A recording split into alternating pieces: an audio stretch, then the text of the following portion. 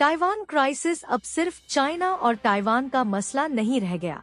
Indo Pacific में एक नई कोल्ड वॉर की आहट सुनाई दे रही है। लेकिन बड़ा सवाल ये है, इस पूरे गेम में इंडिया का हिडन रोल क्या है?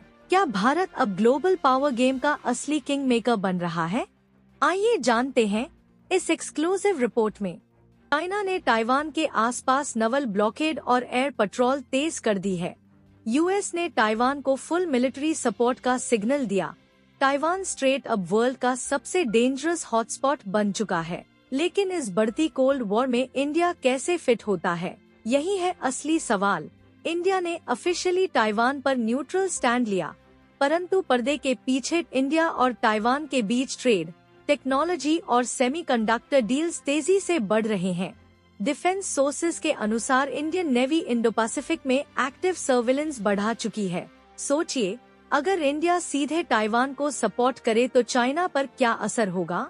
एशिया की पावर इक्वेशन बदल जाएगी। चाइना लैक पर ट्रूप मूवमेंट बढ़ा रहा है ताकि इंडिया को ताइवान इशू से डिस्ट्रैक्ट किया जा सके।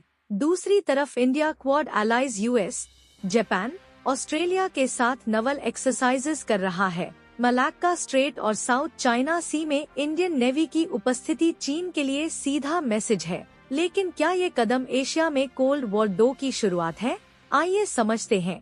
इंडिया बैलेंस रखकर खुद को एक ग्लोबल लीडर के रूप में स्थापित कर रहा है। रशिया, ASEAN और मिडिल ईस्ट में भी इंडिया की डिप्लोमेसी एक्टिव है। आपके हिसाब से क्या इंडिया को न्यूट्रल रहना चाहिए या ताइवान का खुला सपोर्ट करना चाहिए? अपनी राय कमेंट में बताइए।